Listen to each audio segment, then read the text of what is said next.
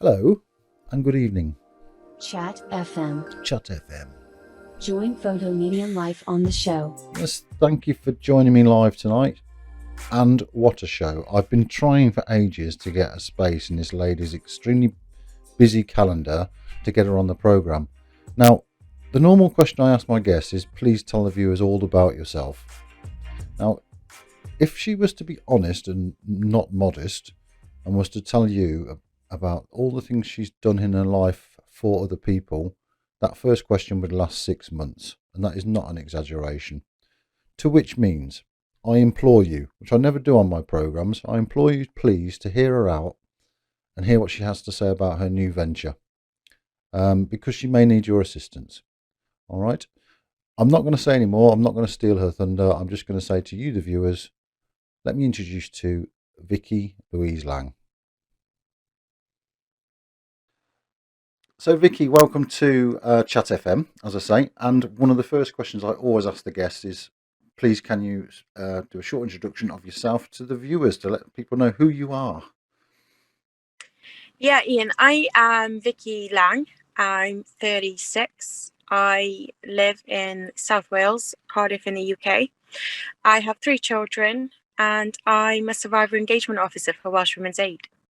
A survival, what's that, engagement?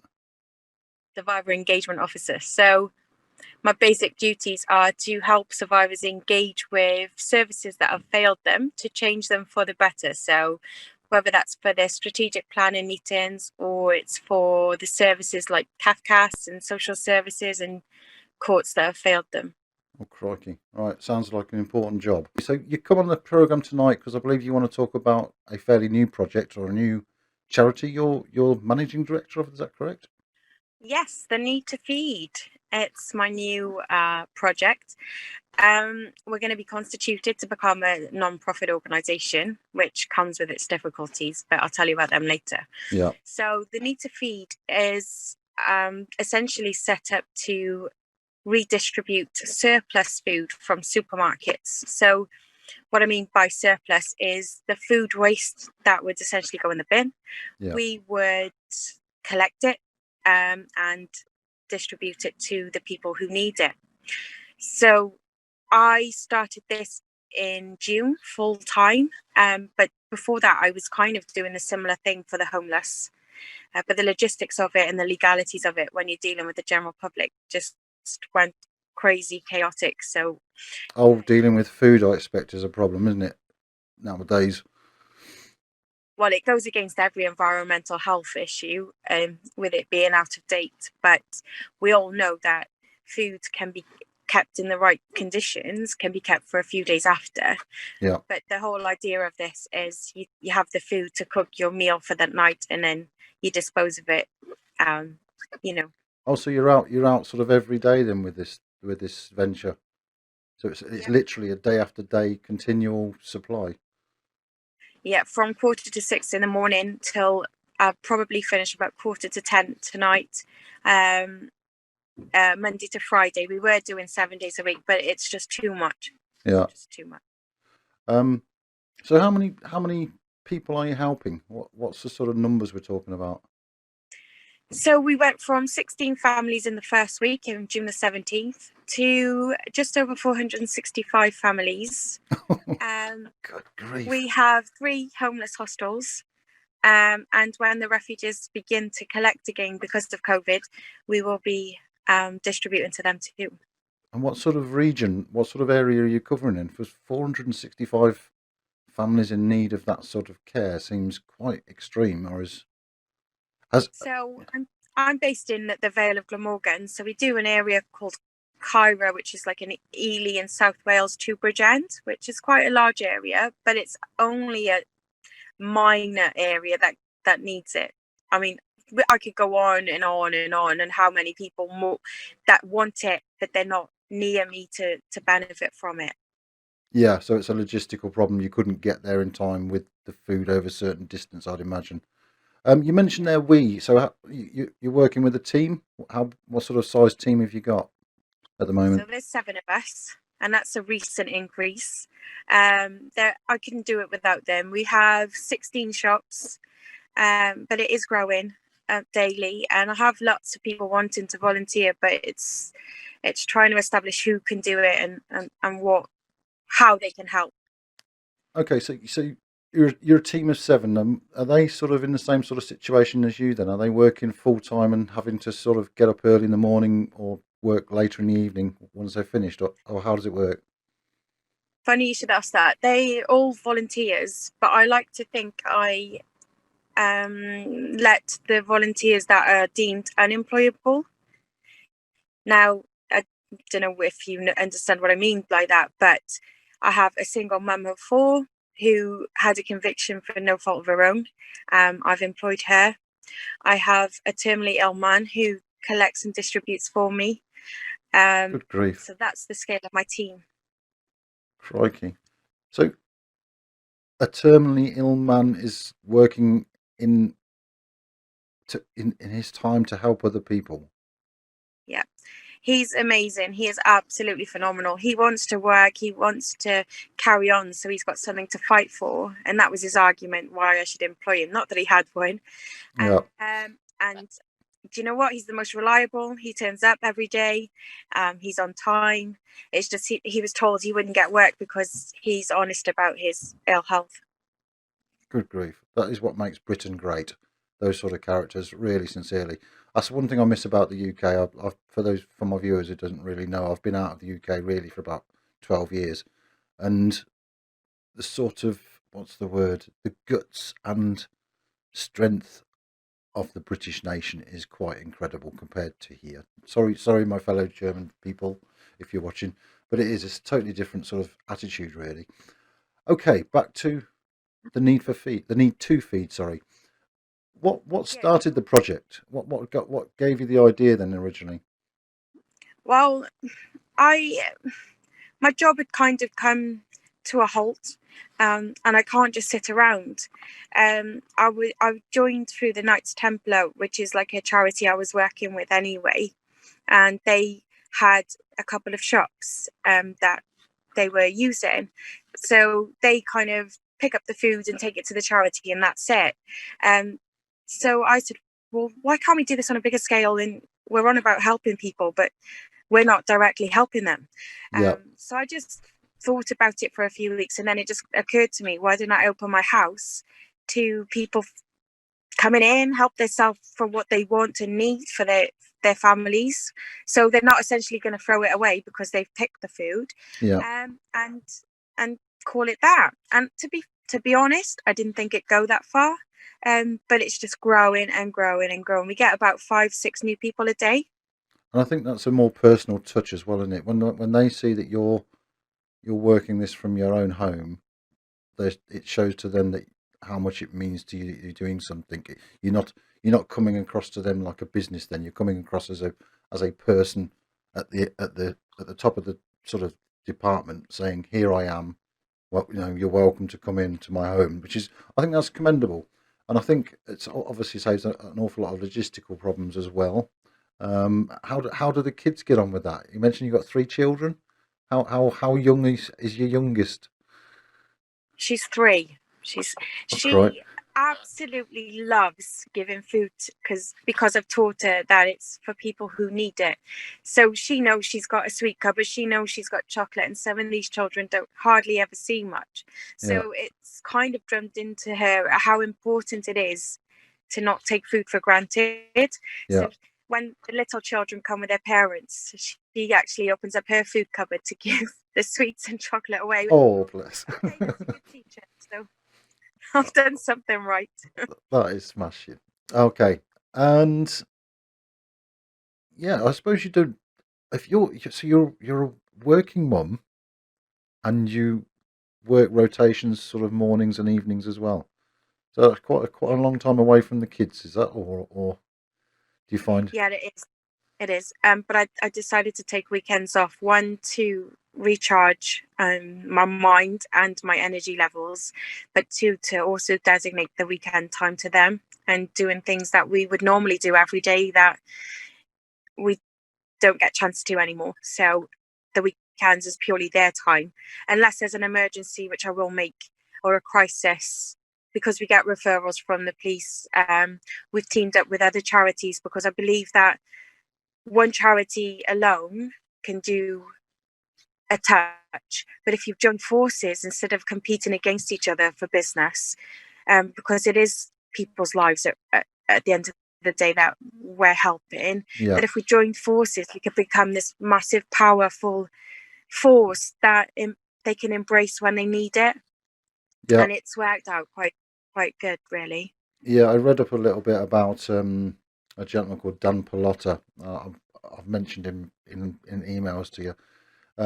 He's come up with hurdles that charities have got, and one of them is really getting themselves established with the logistics, the vehicles, the fuel, the staff is another thing, because charities don't attract staff because it's not a paid profit organisation that people can sort of promote through and gain money. So it doesn't attract people to come and work there unless they've got a passion, like you say, like yourself, to help others.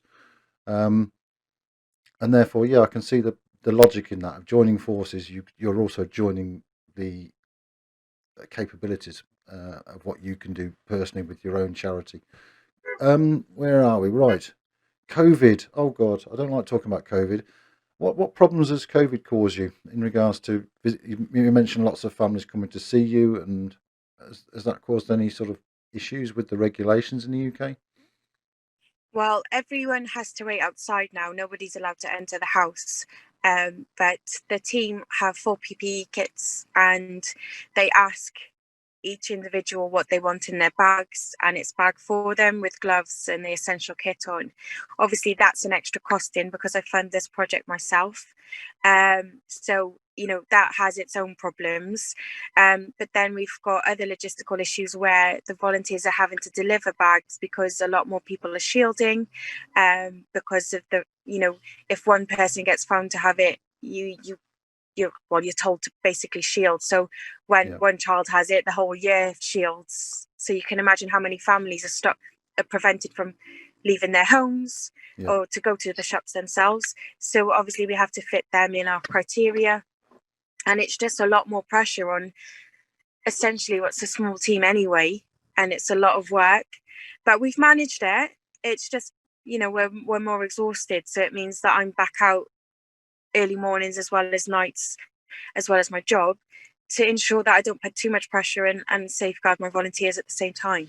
Yeah, it's a shame that anything like that, if anything like that would stop the amount of output you could give to people. And by the sounds of it, you've found a workaround, so which means you working longer hours. By the sounds of it, which is not the best thing, but hopefully COVID will clear up some stage next year and things will come a bit smoother for you.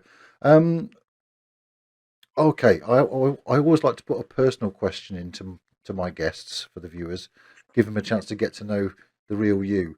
What should we go with? If you could switch lives for a day with someone, who would you choose? Here's a random one for you, but it gives the viewers an idea of who you are. On the spot now. Okay, she's no longer alive, but she was my inspiration growing up, and it's Princess Diana.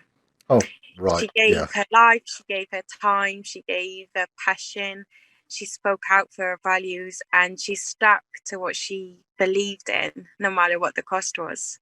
Yeah. Can't really argue with Princess Diana as a choice. The people's princess. Yes, indeed. Good choice. Thank you. Are there any? If you had your top three wishes for the need to feed, any requirements or resources that the public could help you out with? Is there anything you really would like? The top three. We've had a lot of barriers thrown at us. Not just COVID, just people's judgment, really. We are what we say we are. It is a free. You come in, bag your food up for free. We don't ask you to fill out questionnaires or any legally binding documents to be able to qualify for it. And I just want people to believe that it is what it is, so that if they are sat at home watching, which a lot of people are, that they come and use the service, because one, we don't have much waste anyway, but I can network more shops if the need is there. But I don't want to cause too much more work if it's not actually needed. Although I have a lot of inquiries, there's a lot of judgment behind it. I've had a lot of a lot of issues with neighbours, but I understand that I had to have their permission, and understanding that that it is bringing extra traffic into the street, and I just want a bit more understanding of what I'm trying to Well, do, not just in our area. that's what I'm here for. Hopefully, this will.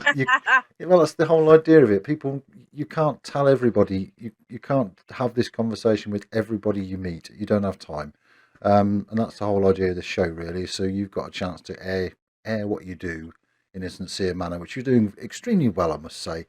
I'm just jealous that it seems still quite light in Wales. It's pitch dark here in Germany. Right, what's your last two then? So a bit of help from some funds just to extend my ideas. But at the same point, I don't want people telling me I have to do this, I have to do that to benefit from this. I want it to be as easy and as accessible as possible. So I don't want to change all of that. And that's one of the barriers I'm facing with public funds. You have to do this, you have to put this in place, you have to, ask all these questions. That's not going to happen. If I have to do that, I have to fund it myself, and I will do that. But I just want that. I'm going to jump in on that one, and this is quite a thing I've read up about. Obviously, I do my research when it comes to speaking to people, and like I say, this gentleman who wrote this book called Uncharitable, he mentioned the fact if you're buying something from a shop, you don't ask the manager of that shop before you buy the product, what are you going to do with my money when I give it you? You wouldn't dream of asking a normal organisation that question. And people seem to think they have the right to do that with a charity. Instead of trusting the charity, my last point, before you can give your third wish, my last point is I say to anyone who doubts charities and doubts what they do, go and speak to the end user. Go and speak to the person that's picked up a bag of food and has now got that relief that their children are going to eat tonight. They're the ones who will give the answer saying, yes, everything's fine. And 99.9% of them will be extremely happy with the results. Forget the people working for the charities. Don't ask them. Don't question the management. Question the people at the end. And that's what I'd say to any viewer in regards to charity. If you're doubting giving money to a charity simply because of the hearsay that charities can be corrupt, don't go and speak. Go and speak to the end user. I talk too much. Right, your third wish, please. I don't really have a third wish, but I do want to make a massive thank you to the charities that have entrusted our name on their website and publicised us, and have joined forces. One's Woody's Lodge, which basically helps ex-veterans suffering from PTSD and trauma, but also emergency services. And I thought it was a massive honour that we joined forces with them, and now we supply food, furniture to any of their end users that need it, and anyone in crisis, we can help on a one-to-one basis. Right. But it's just their belief, without that. Furniture as well. It was just amazing. You say furniture, yeah? We so when people move from a refuge with nothing, we rebuild their whole home. Yeah. Good grief. Fabulous. What advice would you give? What advice would you give to someone if they were considering starting a charity? If they had a great wish to help a certain community.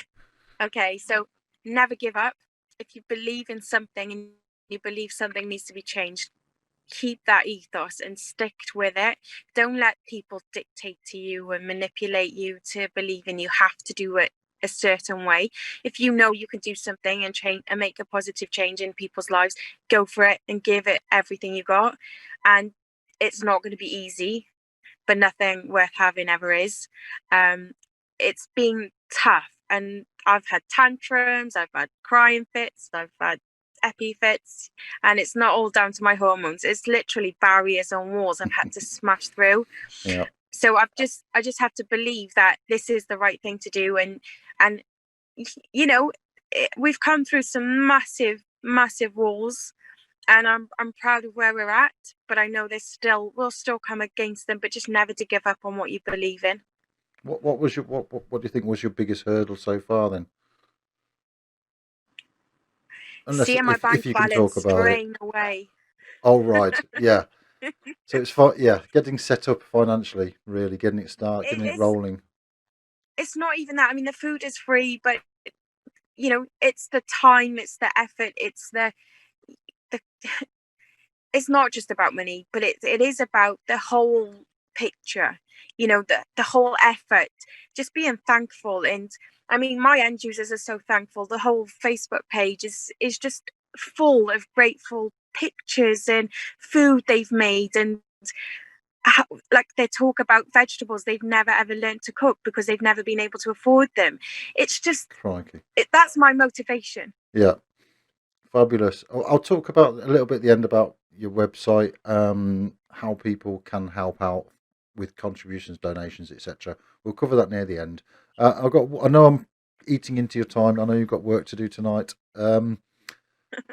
Clearly, you're an extremely positive thinker and a positive attitude person, which is nice to hear. What do you think are the most common reasons why people fail when it comes to starting charities or helping out? And why do they give up? What are the most biggest problems?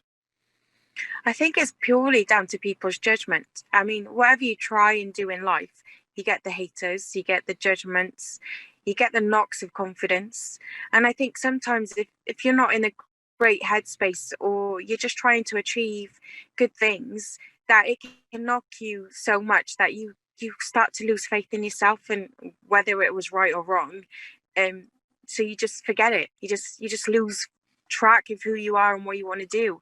So I think it's just about trying to leave the negative people behind. But I mean, we've had shops I've had to literally stop using because the managers never understand, and they slate you at the back. And I've overheard so many bad things that I would never put my volunteer in a situation to listen to that. Yeah, So I'm glad, one, it was me, because I'm strong enough to say, look, excuse me, have you even taken the time to ask what I do with this food? Have you even taken the time to see why you've just thrown it in a trolley like it's just going out to animals? Because it's not. It's being delivered to 465 people. yeah, And I think as much care as I take with this food when it leaves your shop, you should take care whilst it's in your hands.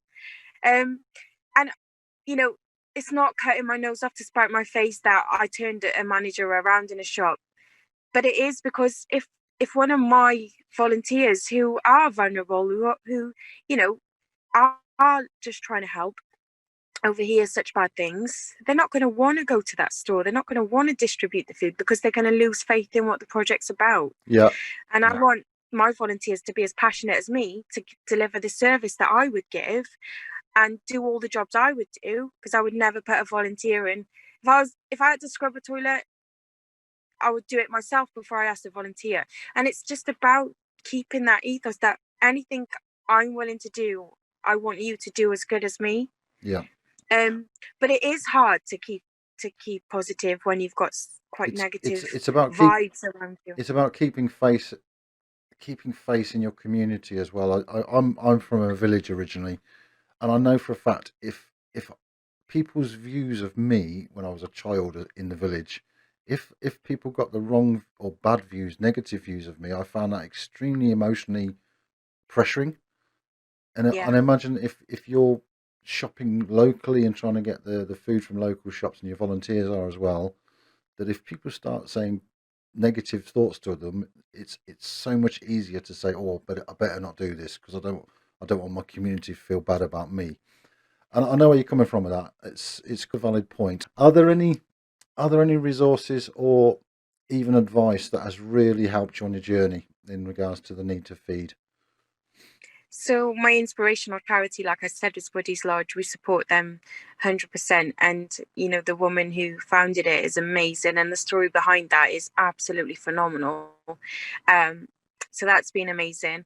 We support a mental health charity called Rebuild, who Okay. essentially get people out and about, and we provide their food for that project. um and, and all of the stores that have Marks and Spencers, Co-op, Aldi's, Lidl's, oh my days, Asda's, Tesco's, um, or they're going to go nuts if I forget them. Um, Okay, don't worry, because you're tired, so you're allowed to miss a few shops out. Don't panic about that. They'll understand. Your heart's in the right place. Um, anyone else? Anyone else you want to mention? yeah, so Darren Evans Carpets Okay. has a little farm of animals, and all I basically did was give him the waste food at the end of some days when we had some. And he recently donated a massive donation and had the base for our conservatory to be put up, completed, Oh wow. all paid for. And I just burst into tears. Him and his daughter Paige is absolutely phenomenal in the progress of us moving forward. Yeah. And I can't, I'm so humbled by them and their donation. I mean, everyone who's donated is amazing, because essentially these people have nothing themselves, but the minute they get money, they literally will put a fiver in the pot or £20, and it's just phenomenal. But without Darren's help recently, we wouldn't have got the base done as fast as we have. We got a shed up, and another shed's being delivered next week because of COVID. Yeah. But essentially now we can move forward So that because was we've got the basics in. Darren whose carpets? Evans. Darren Evans Carpets. Darren Evans Carpets, Pride of Britain. Look, fabulous. That's very kind of you. Big shout out from Germany. I love people like you who go the extra mile to help people out. That sounds, what a gentleman, and what a family by the sounds of it. You say daughter as well helped out. Okay. Yeah, she's amazing too. Right. Is there anything else you'd like to add before we sort of wrap this up then, Vicky? Is there anything you'd like to say to the viewers before we go? Just if you are going to set up a project, or you are going to help, or you want to help, get in touch. Maybe we can sort something out in your area with the waste food in your area. I can easily network the shops. I'm a part of that network now. But please, if you want to start anything, you want to do anything, just believe in yourself and go with it. Yeah. And this actual, I'm just thinking about this. Your charity could quite easily go countrywide. You just need volunteers to talk to you about how to run it, and you could then start little tiny networks in little tiny towns and get more. Funny you should say that, Ian. So Asda's is actually owned by Walmart in America. Yeah. And I'm like, why are people starving in America? It's one of the most amazing shops, and they've started this project over here. Why isn't there anything in America? Why can't shops do this in every country, so that the poorest, or even the furloughed at the minute, can benefit from the food that's going to the bin? Yeah. I don't get it. I tell you, one of the reasons, because I know it from my particular job role, promotion and advertising. Charities can't afford to promote and advertise and pour money into that side of things. So there may be small organisations out there that just haven't got the attention they need. And that's one of the reasons I started Chat FM, is to give people that opportunity to broadcast what they do.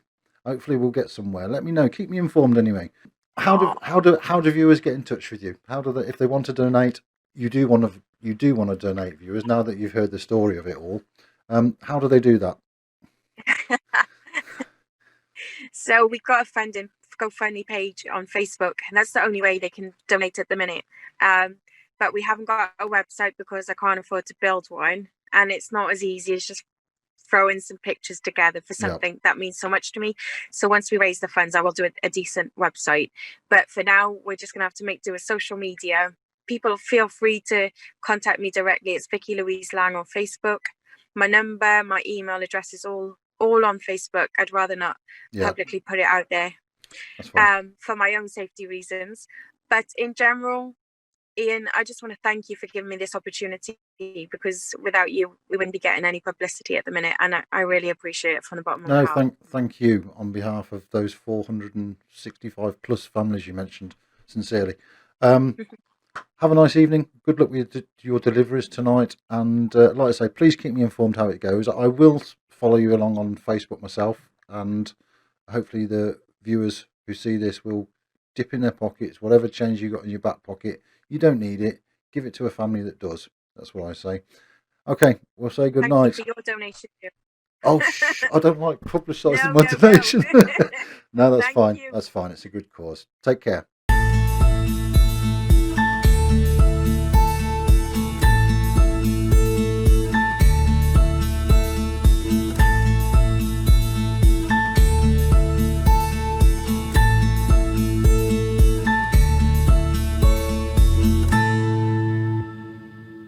Okay, that is it for today. A big thank you there to Vicky from Need to Feed, or The Need to Feed, I should say.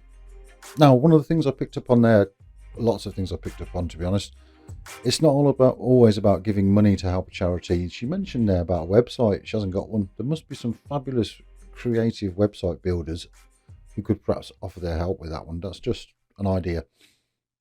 And don't forget, if you want any carpeting and flooring, DarrenEvansFlooring.com is the place to go. A second shout out for you.